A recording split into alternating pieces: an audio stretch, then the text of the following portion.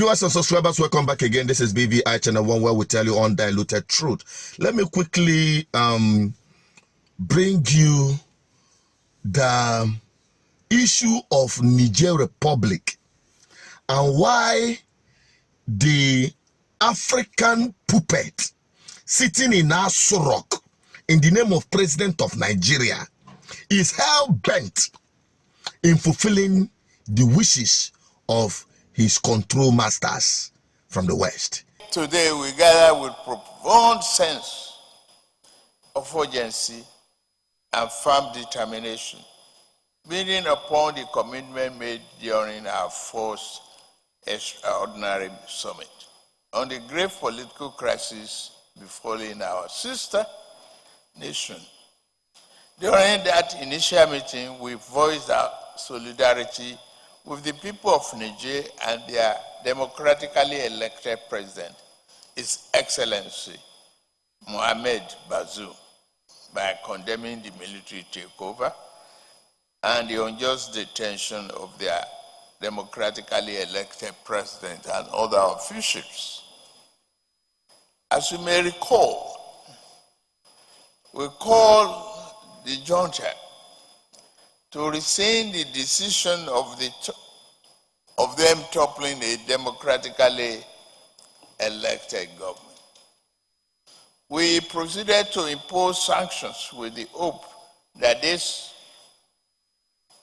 resolute measure will serve as a catalyst for the restoration of the constitutional order in Niger.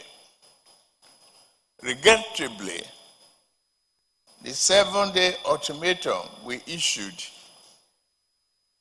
during the fourth summit has not yielded the desired outcome. Direct the Committee of the Chief of Defense Staff to activate the Ecowas standby force with all its elements immediately. Order the deployment of the Ecowas standby force to restore constitutional order in the Republic of Niger. Underscore its continued commitment to the restoration of constitutional order through peaceful means. Beginning with the sanctioning of the Niger Republic, who are the actual victims? Let us review this. Since Sunday night, Niger's airspace remains empty, as not a single aeroplane can be seen here flying over the country. As it ignores ECOWAS's deadline to reinstate President Mohamed Bazoum, the junta that's taken over the West African country accuses the group of preparing to intervene. Information currently in our possession indicates that the forces of a foreign power are ready to attack Niger and its people in coordination with ECOWAS as well as armed terrorist groups.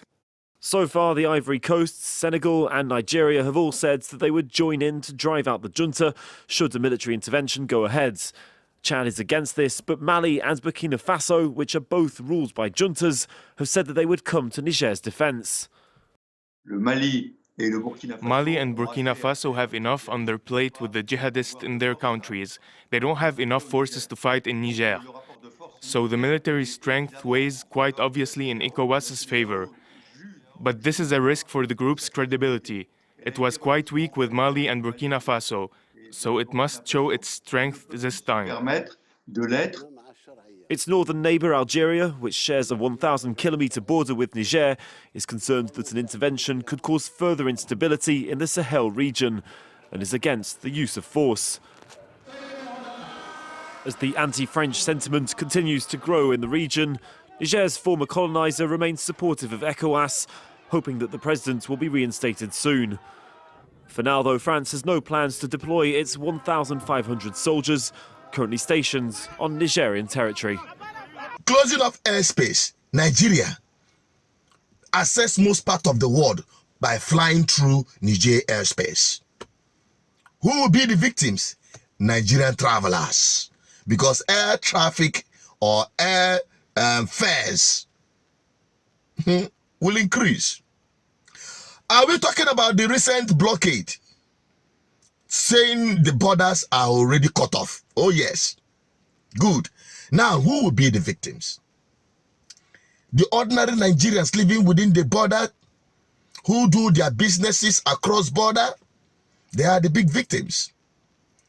And come to think of it, the superpowers, the NATOs, led by US, France, energizing Tinubu, their most reliable puppet to accomplish their mission in Africa, to continue exploiting the resources of Africa. Tell me, the pipeline that is being laid from Nigeria all the way to Europe to power their gas, they'll provide them natural gas and all of those things. Tell me, where did it go through? It gets through DJ, which means even the exports they are doing, Nigeria will have a fallback, because if you close border, these people will close the pipeline. And that is why NATO is willing to fund the invasion of Niger. Who will die? Who will suffer? Africans. While the ultimate ambition is to continue serving the interests of the West. That is why it is important to have men of integrity and men that has what it takes to govern a people. Not these charlatans that are very good at mischievousness and corruption. Tell me, what Ecowas will benefit from invading Niger Republic? What is their interest, if not to serve the interests of the West against the interests of their own countries? At the time when Africans are waking up to take back Africa and looking what? To develop themselves. Rather, you have people of questionable character, available puppets for the West as your leaders, and continue to make decisions that is detrimental to the African people and its growth. Tell me anywhere in the world, especially in Africa, where military have solved any problem. Tell me where. Military intervention, tell me where it has solved any problem in Africa. You don't use force to solve a diplomatic problem. Talking about democracy, these NATO are the worst of it in definition of democracy. What you have today in Niger, I call it democracy. That is their own democracy. Because democracy, as they taught us, is the government of the people, by the people, and for the people. And not government of the West as determined by the West for the interests of the West. That is their own kind of democracy, which I call democracy, as Fela rightly put it. That is the truth. That is the truth. So, my people, do not allow yourselves to be used. The military in Nigeria, we advise you, not drag Nigeria enter inside the matter when no concern us. In order to satisfy the ambition of a man that is even running an illegitimate government as a president that did not meet up with the constitutional requirement. A man that committed constitutional coup in the name of election that produced him as the president in place, which is worse than what happened in Niger. At least the people are giving their maximum support to Niger juntas. Nigeria, where Nigerians have turned their back on the so-called president of this country.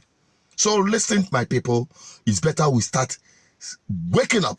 All eyes should be fixed on the judiciary, especially in Nigeria, so that we'll be able to retrieve the mandate of the people. Else, this man will drive us into abyss. Nigeria is already in the middle of nowhere. But this man, with the current government in place under Tinubu, forget it. One day, one day. Just pray the judiciary does the needful. I'm an advocate for good governance and a Pan-Africanist waking up the consciousness of Nigerian people and Africans in general to put themselves together and fight for their true freedom. Help me share this video to everyone. And don't forget to subscribe for more videos. Drop a comment. I want to have your opinion on this. Bye-bye for now.